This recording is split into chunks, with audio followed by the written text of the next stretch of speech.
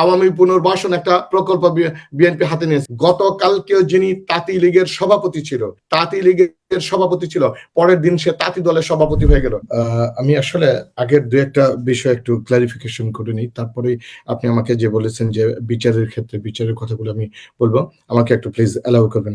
আমার ওই ভাই যে মারুফ মল্লিক ভাই দুটো কথা বলে গেছেন যে আমি কমপ্লিটলি অ্যাওয়ার ইরান বিপ্লবের এবং ফ্রান্সের বিপ্লবের। আমি না জেনে শুনে কথা বলিনি। নাম্বার ওয়ান, হ্যাঁ তারা 2 বছরের মধ্যে নির্বাচন দিয়েছিল সেটা, কিন্তু সেই 2 বছর সময়টা আপনি কেন অ্যালাউ করতে চাচ্ছেন না? অন্তর্বর্তীকালীন সরকারকে আপনি 2 বছর সময়টাও অ্যালাউ করতে চাচ্ছেন না। আপনি আজকে যে তারেক রহমান সাহেব যে কথাটা বলেছেন, এটা অত্যন্ত অফেন্সিভ একটা ডেফিমেটরি স্টেটমেন্ট হয়েছে, যে এই গভর্নমেন্টকে নির্বাচনের কথা বলতে গেলে তাদের চেহারায় অস্বস্তির একটা ছাপ দেখা দেয়। এই কথাটা কিন্তু খুবই ডেরোগেটিভ একটা স্টেটমেন্ট। আপনি being a chairperson or being a head of a particular political party, you can not say like this. আপনার এই দলটা, আমি যদি এভাবে একটা মোটা দাগে একটা কথা বলতে চাই, জনগণের সেই মানে নির্বাচনের রোডম্যাপ জিজ্ঞাসা করার অধিকার রয়েছে, তিনি এটা বলেছেন। ডেফিনেটলি এই অধিকার তো রয়েছে, কিন্তু সেই অধিকার আপনি নির্বাচনের জন্য এত তাড়াহুড়া এমন শুরু করে দিয়েছেন যে বিষয়টা আসলে জনগণ কিন্তু এটাকে ভালো চোখে দেখতেছেন না।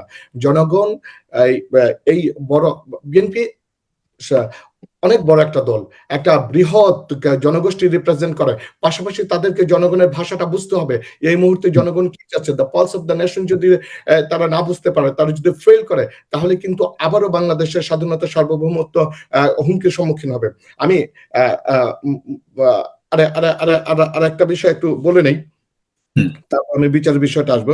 সেটা হচ্ছে, দেখেন, ছাত্র জনতার অভ্যুত্থানের মধ্য দিয়ে বা আমরা যে একটা নতুন স্বাধীনতা পেলাম, বা আবার আমরা যে একটা নতুন বাংলাদেশকে চিন্তা করতেছি, আমি বারবার একটা কথা অনেক টকশোতে আমি বলেছি, অনেক লেখাতে বলেছি, আমরা যে দেশটাকে একটা রিবিল্ড করতে চাচ্ছি, রিকনস্ট্রাক্ট করতে চাচ্ছি, রিডিজাইন করতে চাচ্ছি, দেশটাকে নিয়ে যদি রিথিঙ্ক করতে চাই আমরা, সেটা আপনাকে একটা যৌক্তিক সময় দিতে হবে, এবং এই রিডিজাইন করার যে সময়ের জন্য সময় দিতে আমরা অপ্রস্তুত। আপনি দেখেন, এই 5ই অগস্টের বিপ্লবের মধ্য দিয়ে শুধুমাত্র গুটি কয়েক কিছু পোস্টারের পরিবর্তন হয়েছে। আপনি দেখেন 5ই অগস্টে পোস্টার পরিবর্তন হয়েছে, কিছু ছবির পরিবর্তন হয়েছে। আপনি দেখেন, ভালো করে খেয়াল করে দেখবেন, সাগর ভাই নিশ্চয়ই আপনার কাছে এরকম বহু তথ্য উপাত্ত রয়েছে, আমার কাছে আমি একেবারে তথ্য উপাত্ত নাম ধরে বলে দিতে পারবো। 5ই অগস্টের পরে বিগত পতিত স্বৈরাচারী হাসিনা সরকার যেভাবে চাঁদাবাজি করেছে, এখন সেখানে রিপ্লেসমেন্ট হয়েছে অন্য একটা দল, ঠিক একইভাবে চাঁদাবাজি করে যাচ্ছে, একইভাবে ভূমিদস্যু করে যাচ্ছে, একইভাবে দখল বা বাণিজ্য করে যাচ্ছে, ঠিক একই পন্থায় তারা গ্রেফতারি বাণিজ্য করতেছে। গ্রেফতারের জন্য গভর্নমেন্টের কাছে পুলিশের কাছে লিস্ট দেয়, আবার তাদেরকে ফোন দিয়ে বলে যে সেই লিস্ট থেকে তোমাদের নাম কাটিয়ে দিব যদি আমাদের সাথে একটা আন্ডারস্ট্যান্ডিং এর মধ্যে আসো, আমাদের সাথে যদি একটা ডিল করা, সেটা একই দিচ্ছে। এর জন্য কিন্তু 5ই আগস্টের বিপ্লব এবং নির্বাচন নয়। আপনি দেখেন, আওয়ামী পুনর্বাসন একটা বাণিজ্য শুরু হয়েছে। আমি বেশ কয়েকটা টকশো, আমি আপনার এখানে বলেছি কিনা, অন্য টকশোতে আমি বলেছি, আওয়ামী পুনর্বাসন একটা প্রকল্প বিএনপি হাতে নিয়েছে। আমি নামটা উল্লেখ করার জন্য, আওয়ামী পুনর্বাসন প্রকল্প হাতে নিয়েছে কেন, আমি একেবারে এক্সাম্পল সহকারে নাম, তথ্য উপাত্ত, দায়িত্ব নিয়ে বলে দিব যে গতকালকেও যিনি তাঁতি লীগের সভাপতি ছিল, পরের দিন সে তাঁতি দলের সভাপতি হয়ে গেল। আপনি এই আওয়ামী লীগের যে পুনর্বাসনের যে কাজগুলো নিয়েছেন হাতে, কোন গরিব আওয়ামী নেতাকর্মীকে আপনি আপনার দলে ভিড়াচ্ছেন না। কোন গরিব, আপনি একটা উদাহরণও পাবেন না যে গত 15 বছরে আওয়ামী লীগের যেই কর্মীটা নিগৃহীত ছিল, যেই কর্মীটার কোনো ইনকাম ছিল না, আয় রোজগার ছিল না, চাঁদাবাজির সাথে জড়িত, তাকে নেন নাই, আপনি তাকেই নিয়েছেন। যে আওয়ামী লীগের কর্মীটার ভুরি ভুরি টাকা রয়েছে, যে আওয়ামী লীগের কর্মীটা চাঁদাবাজির সাথে জড়িত, যে আওয়ামী লীগের কর্মীটা দখল বাণিজ্য, টেন্ডার বাণিজ্যের সাথে জড়িত, তাকে আপনি দলে নিয়ে আপনি আওয়ামী লীগকে পুনর্বাসন করার একটা হীন চক্রান্ত করতেছেন। এর জন্য কিন্তু এই ছাত্র জনতার প্রায় 1700-র উপরে যুবক, তরুণ, বৃদ্ধ, মা, বাবা, শিশু, বাচ্চার রক্তের জন্য এই বিপ্লব সাধিত হয়নি। আপনি দেখেন যে বিচারের কথাটা আমি আসি এবার, বিচারের আগেও এই গভর্নমেন্টকে আমি, এই গভর্নমেন্টের কোনো সমালোচক নাই, গভর্নমেন্টের যেহেতু কোনো বিরোধী দল নাই, সমালোচনা আমরাই করব। সমালোচনা এই গভর্নমেন্টের একটা, আমরা গভর্নমেন্টকে আপনার শোর মাধ্যমে গভর্নমেন্ট এবং উপদেষ্টাদেরকে উদাত্ত আহ্বান রাখতে চাই, জানাতে চাই যে আপনি যদি ইজি হন, যদি স্ট্রং না হন, তাহলে আপনার কিন্তু পদে পদে দায়িত্ব পালন করতে আপনাকে ব্যাক পেতে হবে।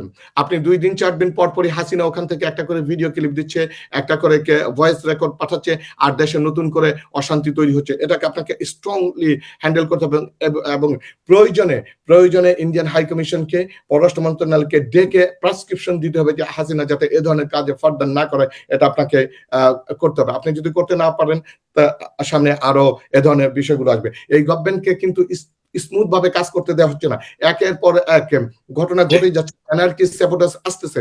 আপনি এবার সাগর ভাই, আমি একটু শেষ করি যে স্যাবোটাজ যেটা করে যাবে, আওয়ামী লীগের হাতে প্রচুর টাকা রয়েছে, যে এই টাকা তো তাদের হাতে, তারা এই টাকাকে ইউজ করবে গভর্নমেন্টকে অস্থিতিশীল করার জন্য।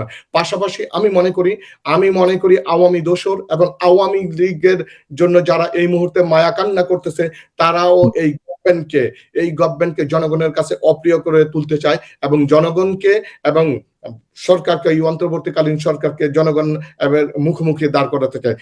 এটা যদি হয়, তাহলে এটা বাংলাদেশের জন্য কখনোই কল্যাণকর হবে না।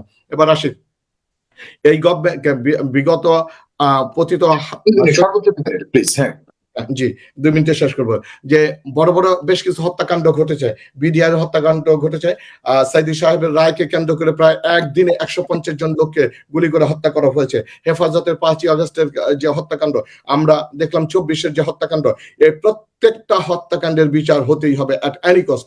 এই বিচার যদি না হয়, তাহলে বাংলাদেশে এই আবু সাইদ মুগ্ধের যে যেই রক্তের রঞ্জিত যে রাজপথ হয়েছে, এর বদৌলতে কখনো আমরা সুস্থ ধারার রাজনীতি ফেরত পাবো না।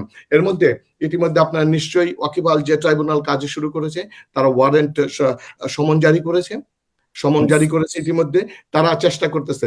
এক্ষেত্রে যদি হাসিনাকে এনি কষ্ট বিচারের মুখোমুখি করা হবে, হাসিনা যেহেতু ইন্ডিয়াতে অবস্থান করতেছে, গভর্নমেন্ট অত্যন্ত আন্তরিক হাসিনাকে ইন্ডিয়া থেকে ফেরত নিয়ে আসার জন্য।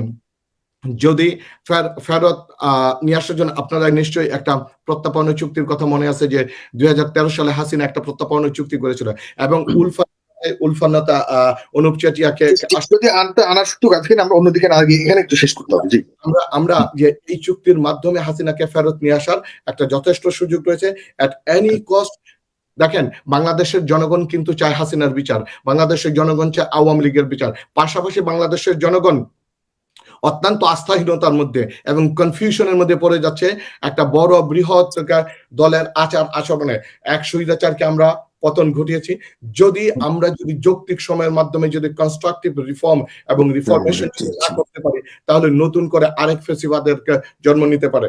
তাই অ্যাট এনি কস্ট আমি বলবো, হ্যাঁ, নির্বাচনের কথাটা যেহেতু আসছে বারবার, সেই বিষয়গুলো তো নির্বাচন হবে। আজকে যেই গুম খুনের যে রিপোর্টটা বের হয়েছে, আপনারা দেখেছেন, এক্ষেত্রে যে প্রায় 3500 জনের মতো এভিডেন্স অভিযোগ আসছে এবং যেই পাপেটদেরকে এখানে সিলেক্ট করা হচ্ছে, এদেরকে বিচার হতে হবে। বিচার যদি না হয়, পরবর্তী যেই গভর্নমেন্ট আসবে, যে রাজনৈতিক গভর্নমেন্ট, তারাও কিন্তু আবার মনে করবে যে হ্যাঁ, আমরা আবারও পার পেয়ে যাব। এই পার পাওয়াটাকে এখানেই বন্ধ করতে হবে, ভবিষ্যতে যাতে এইরকম আবার যেই এই ফেসিবাদ তাড়ানোর জন্য আন্দোলন সংগ্রাম, এটার স্কোপ দেওয়া যাবে না। পরিশেষে আমি একটা কথা বলে শেষ করতে চাই ভাই, সেটা হচ্ছে, আসেন আমরা গত 15 বছর যদি ধৈর্য ধারণ করতে পারি, আমরা গত 15 বছর যদি ধৈর্য ধারণ করে আমরা দেখতে পারি, আমরা আসলে কিছুই করতে পারিনি, বাট চেয়ে শুধু দেখছি, ধৈর্য ধারণ করছে, ওয়াই নট, লেটস আমরা আর কাপল অফ ইয়ার্স একটু প্রয়োজনে ওয়েট করি, আমরা দেখি এই গভর্নমেন্টটা কি করে, কি রিফর্ম গুলো করতে চাচ্ছে। যেহেতু ফান্ডামেন্টাল কিছু রিফর্মের মাধ্যমে যৌক্তিক সময়ের মধ্যে এই সংস্কার সাধন করে তারা চলে যাবে। তারা বারবার এই কথাটা বলতে চাচ্ছে যে তারা সংস্কার করেই চলে যাবে, সংস্কার করে নির্বাচন দিয়ে চলে যাবে। ভাই, এই কথাটার উপরে আমরা অ্যাটলিস্ট আস্থা রাখি এবং জনগণ যে আস্থা রেখেছে, আমরা কোনো অবস্থাতেই এই সরকারকে যাতে জনগণের মুখোমুখি না করি।